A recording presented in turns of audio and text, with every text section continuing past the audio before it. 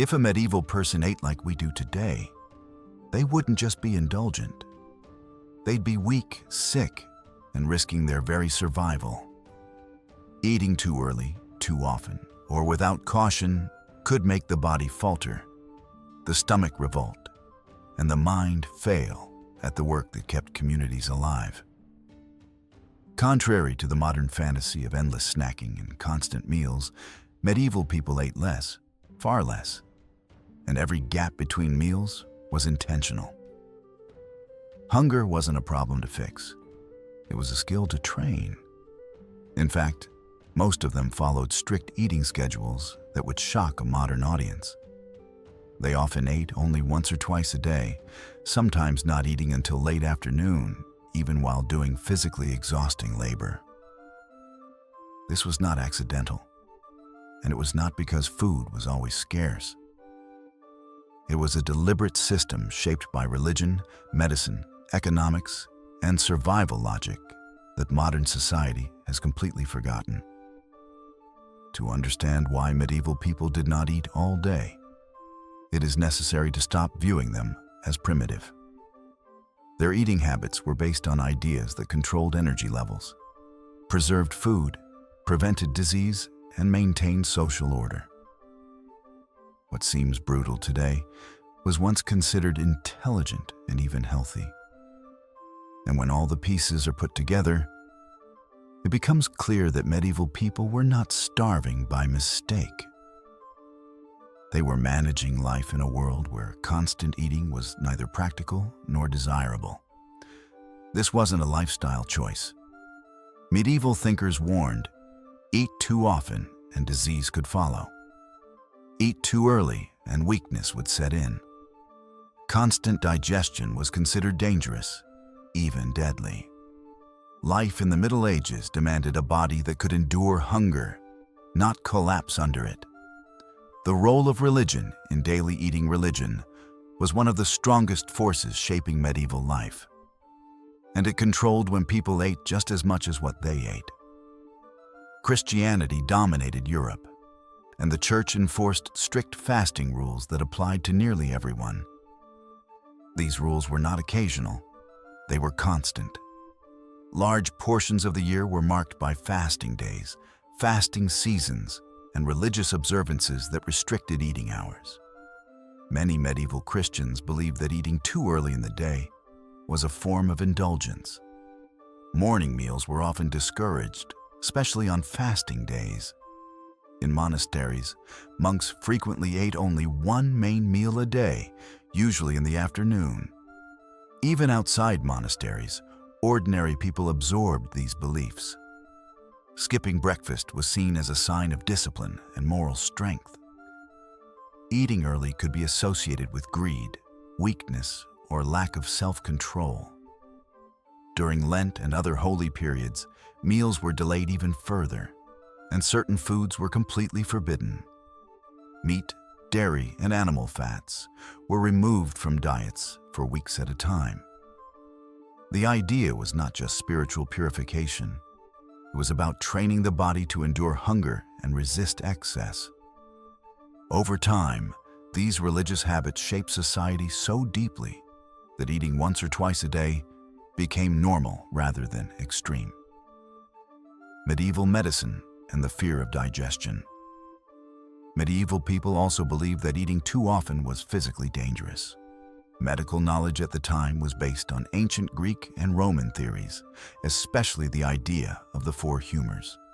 According to this system, the body was governed by balances between blood, phlegm, black bile, and yellow bile.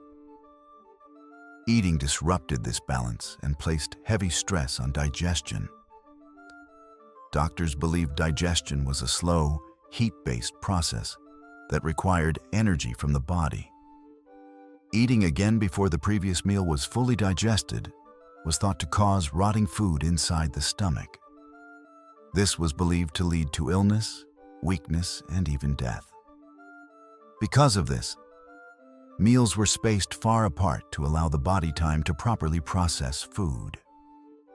Morning digestion was considered especially weak. Medieval medical texts often warned against eating early because the stomach was believed to be cold and inactive after sleep.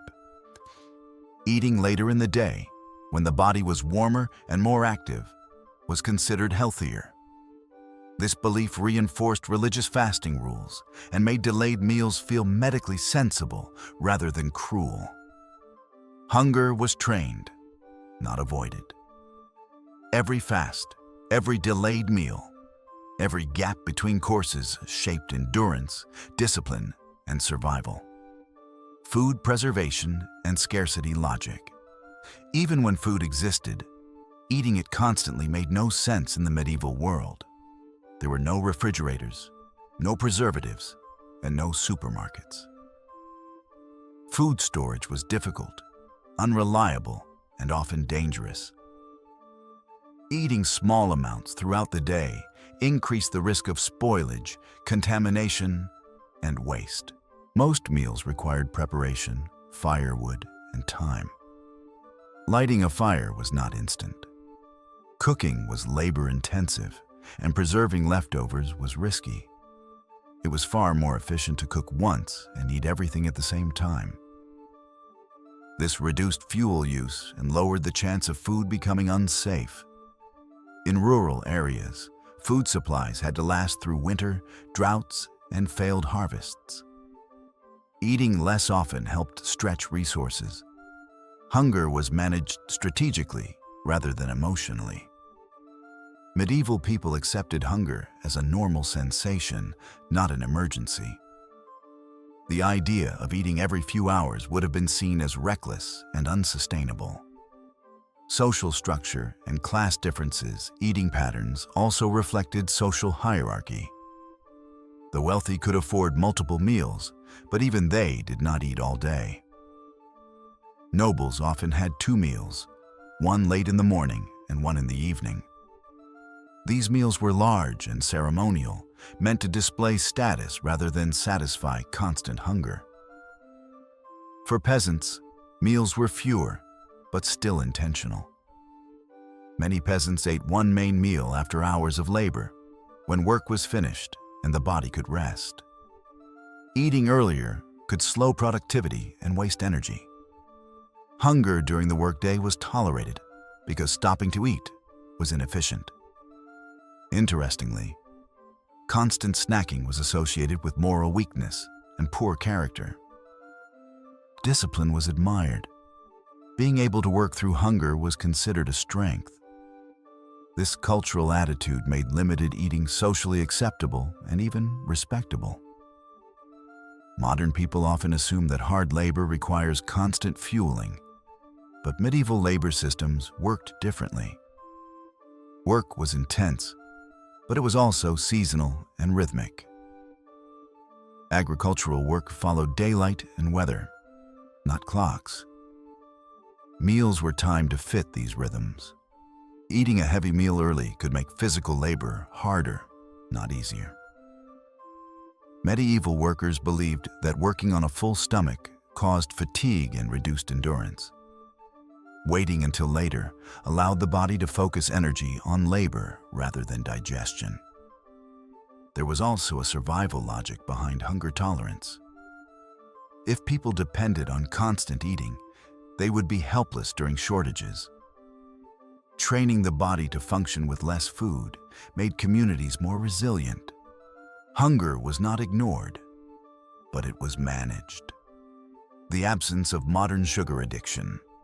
Another reason medieval people did not eat all day was that their food did not trigger constant cravings. Their diets lacked refined sugar, ultra-processed carbohydrates, and artificial flavor enhancers. Food was filling, slow to digest, and nutritionally dense. Bread was often coarse and fermented. Stews were rich but heavy.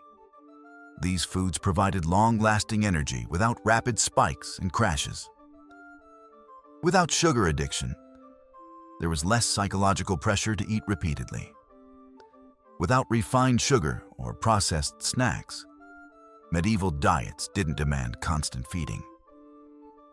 Meals were slow, filling, and designed to last. Hunger was familiar, not frightening. Self-control was a core medieval value.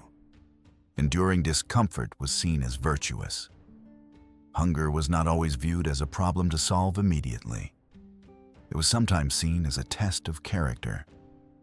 This mindset was reinforced by religion, medicine, and social norms.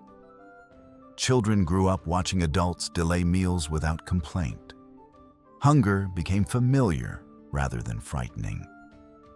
This cultural conditioning shaped eating behavior across generations. Modern society teaches immediate satisfaction. Medieval society taught restraint. That difference alone explains much of the gap between medieval and modern eating habits. What changed in the modern world? Constant eating became possible only with industrialization. Refrigeration, sugar production, food preservation, and factory schedules reshaped human behavior. Meals became smaller, more frequent, and less connected to labor cycles. Medical theories changed, but not always for the better. Modern diets created new problems that medieval people never faced, including metabolic disease, insulin resistance, and constant fatigue. Ironically, the medieval fear of constant digestion stress may have been closer to the truth than once believed. The modern idea that skipping meals is dangerous would have sounded absurd to medieval people. For them, eating all day would have been unhealthy, immoral, and impractical. Medieval people did not eat all day because their world demanded efficiency, discipline, and endurance. Their eating habits were shaped by religion that valued restraint, medicine that feared constant digestion, and survival systems that punished waste. Hunger was not ignored, but it was understood differently. They were not ignorant of food's importance. They simply did not believe that constant eating was necessary or wise. In many ways, they were better adapted to scarcity than modern humans who rely on constant availability. The real question isn't why medieval people ate so little. It's why we've forgotten what it meant to endure hunger at all, and what we might have lost in the process.